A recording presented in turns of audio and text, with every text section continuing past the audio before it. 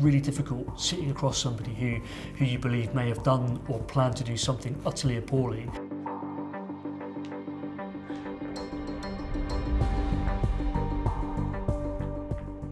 I'm Detective Superintendent Philip Mills, and I'm one of the heads of investigation for Counter Terrorism Policing.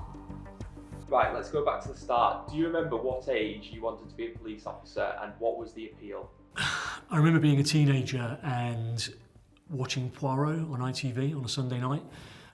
So I suppose before wanting to be a detective, I wanted to be a retired detective. And looking back on it, it's just something about mysteries and solving crime. So I think for as far back as I can remember, I wanted to be a detective. Right, we'll talk a bit about the emotions of the job. So how do you find working as a detective and what kind of emotions do you experience day to day? I mean, I really enjoy working as a detective. I think you won't be surprised to know that you can experience all emotions as a detective, probably in the course of one day. Pure elation from getting a really good result, getting somebody convicted at court, making an arrest and knowing that you're going to be conducting a really thorough investigation. The joy of working alongside other incredible people and teams, but also the utter heartbreak of being a senior investigating officer and speaking to families who've lost a loved one and talking to them about the pain they've gone through and how we're going to do everything we can to bring justice for them and their loved ones. So what are the highs of the job, if you could just expand on those? I mean, there's been some incredible cases where collectively our teams have seized a device from somebody, and through painstaking work we've found a link to something else, or we found some evidence on a device, or we've spotted somebody on CCTV as a result of hours and hours of watching footage, and that's what really brings it together. And there are multiple times when we've done that. I'm pleased to say we've had some phenomenal results over my career. So tell me, how does it feel when you find a breakthrough bit of information or finally solve a case? It can be really compelling, and sometimes your feet don't touch the floor when you suddenly realise, actually, this is incredible, this is what we've been looking for, or here's a piece of the jigsaw that pulls all this together, and you can get a real sense of elation. So it's not just on TV where they get that final bit of information that brings it all together. That does actually happen. It does happen, perhaps not as quickly as it happens on television. In a TV drama, often that can be wrapped up quite neatly in 40 minutes. It's not quite the case in real life. Our work is a result of often hard, painstaking work from incredibly hard-working detectives. And do you like true crime and crime dramas? Yes, I mean, it may sound hard to believe, but in my downtime I'm watching true crime dramas, I'm watching crime dramas, and I'm reading crime novels. So, I mean, my goodness, where's my escape, eh? Just moving on, it's a tough job as well, so what are some of the low points? I mean, there have been awful times in my career where I've had to go and knock on people's doors to tell them that one of their loved ones has been killed in appalling or tragic circumstances, and that's really difficult. And what you're doing in those circumstances is not trying to bottle up or hide your emotions and trying to understand how that person's feeling, but also give them the confidence that you're going to do the very best for them and that you're there to support them. Does that get any easier throughout your career?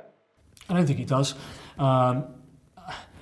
It's always challenging talking to people about those really hard things. I suppose you get more used to it the more experience you get, but it never gets any easier.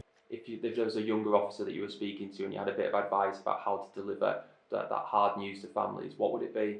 I think what people want from us is honesty, and I think you can prepare people for bad news, but you can't make it any easier. And I think as professionals, I think it's going in, showing compassion, but being honest with people, that's completely key. You've got so much that you're dealing with at work. Is it possible to go home and forget about the day you've had and put work to one side? I don't think you ever forget about it, and sometimes you go home and you can reflect on what's happened that day, and I think that's healthy. If you could just pull the shutters down, that might not be healthy for you in even the short or certainly the long run. So I do think you can go away and reflect on those things, but it's also important to have other things outside of work that you can sort of take time and enjoy, whether that's sports, a hobby, associating with friends and so on. So I think it's important to be able to have an outlet outside of work, but I don't think you ever really forget about it. There are things that you do take home with you, that you really do. Last summer, Anjan Chowry was sentenced to life. How did it feel to work on a figure like Chowry, but also who has such a large and dangerous influence?